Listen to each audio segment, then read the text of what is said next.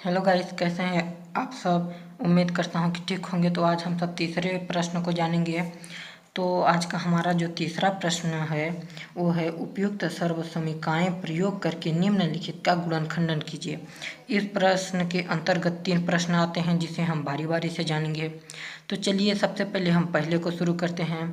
तो इसे हम किस प्रकार से लिख सकते हैं कि देखिए 9x स्क्वायर है, तो 9x स्क्वायर को हम क्या कर सकते हैं 3 और यक्स का स्क्वायर। यहाँ पे आप देख सकते हैं कि 3 का स्क्वायर करेंगे तो 9 होगा और यदि 9 का वर्गमूल करेंगे तो 3 आएगा, ये हो गया। अब यहाँ पे चिन्ह प्लस का है तो प्लस को ही हम लगा देते हैं। अब यहाँ पे हम बीच का पहले छोड़ देते हैं और पहले y का निकाल लेते हैं यहाँ पर। तो y है तो यहाँ पे कुछ नहीं होगा, क्या होगा y का स्क्वायर ही होगा। अब यहाँ पे देखिए कि बीच का है तो यदि हम 6 का गुणनखंडन करेंगे तो क्या होगा कि 3 गुणे 2, तो यहाँ पे हम क्या करेंगे 2, क्योंकि ये सूत्र में होता है, आप आगे इसे जान लेंगे। तो देखिए यहाँ पे अब यक्स होता है तो यक्स का मान हमारा क्या है 3x है, तो 3x हम लगा दिए। और y क्या है, यहाँ पे y है तो यहाँ पे y, यहाँ पे हमने इस प्रकार से लगा दिए। अब इसे हमने सॉल्व कर लिया है। अब इसे हम क्या करेंगे कि सर्वसमीका का उपयोग करेंगे। यहाँ पे हमारा क्या दिया है कि सर्वसमीकाओं का प्रयोग करके, तो यहाँ पे हम सर्वसमीका नंबर 1 का उपयोग करेंगे। सर्वसमीका नंबर 1 हमारी क्या होती है कि x square plus 2xy plus Y square, इसके बराबर में जब यानी कि ये इसके बराबर में क्या होगा कि इसके बराबर में होता है, देखिए x square plus 2xy plus Y square है, तो इसके बराबर में होता है कि x प्लस वाई स्क्वायर, इस प्रकार से।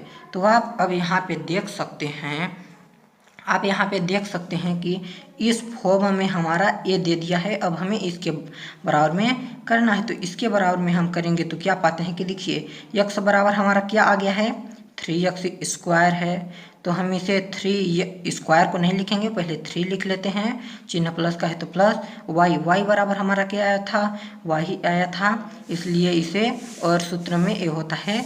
तो यही हो गया हमारा पहला का उत्तर। अब हम दूसरे को देखते हैं।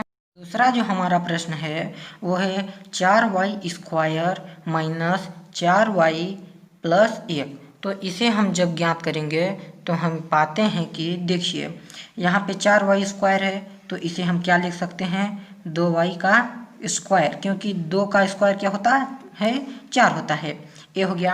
अब यहाँ पे चिन्ह माइनस का है तो हम माइनस लगा देते हैं। अब बीच का सबसे पहले हम छोड़ देते हैं और 1 को देख लेते हैं, तो यहाँ पे चिन्ह किसका है प्लस का है तो प्लस का हम लगा देते हैं, और 1 का है तो इसे हम 1 का स्क्वायर लगा देते हैं। 1 का स्क्वायर हमेशा 1 ही आता है। अब यहाँ पे देखिए जैसा कि मैंने पहले प्रश्न में बताया था कि यहाँ पे 2 लिखा जाता है सबसे पहले, उसके बाद क्या होता है कि जो पहले हमारा यक्स का मान आया जाता है उसे हम लिखते हैं। तो यक्स का मान हमारा क्या है 2y है, तो 2y हमने इसे यहाँ लिख लिया, और फिर उसके बाद हमें y का मान लेते हैं, तो y का मान हमारा क्या है 1 है, इस प्रकार से आ गया।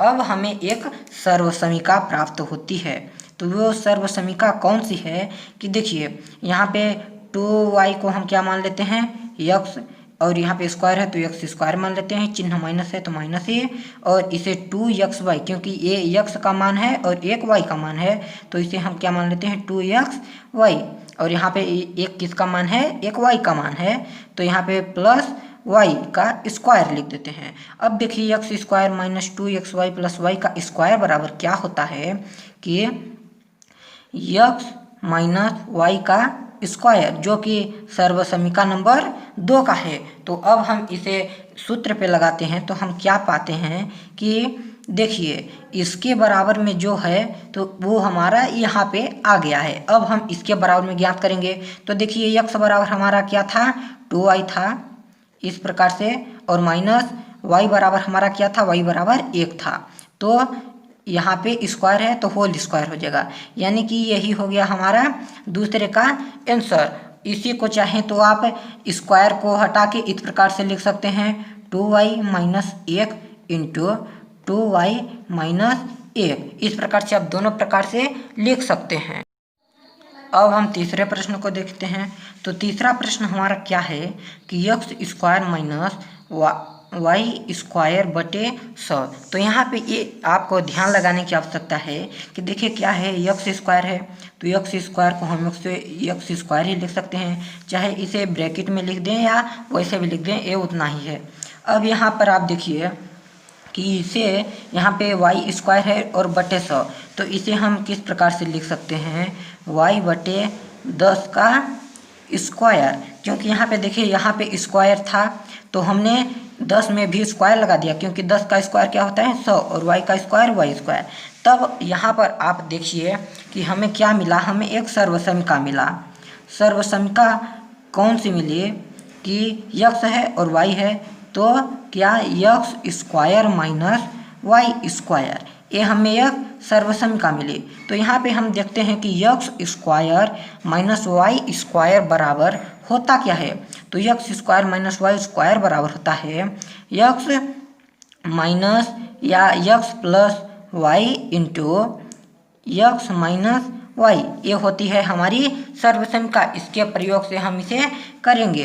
तो आप यहाँ पे देख सकते हैं कि यहाँ पे एक्स स्क्वायर बराबर ए है, वाई स्क्वायर बराबर ए है, तो हमें इसके बराबर में ज्ञात करना है। तो देखिए एक्स बराबर हमारा क्या है, एक्स बराबर एक्स ही है, और प्लस वाई है तो वाई बराबर हमारा क्या है, वाई बटे 10 है। यहाँ पे आपको ध्यान दीजिए कि यहाँ पे ए स्क्वायर यहाँ पे नहीं लिखा जाएगा, क्योंकि स्क्वायर जो है तो इस सूत्र में ही होता है, इसलिए बस हम इसी का मान लेंगे। यहाँ तक हो गया। अब आगे यहाँ पे यक्स बराबर यही है यक्स, और यहाँ पे माइनस है तो चिन्ह माइनस का कर देंगे, और वाई बराबर क्या है, वाई बटे 10।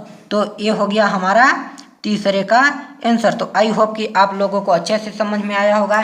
इनमें जो सभी सर्वसमिकाएं प्रयोग हुई हैं, यदि आप इनके बारे में जानना चाहते हैं तो लिंक डिस्क्रिप्शन में है, आप वहां से जाके देख सकते हैं। वीडियो देखने के लिए धन्यवाद।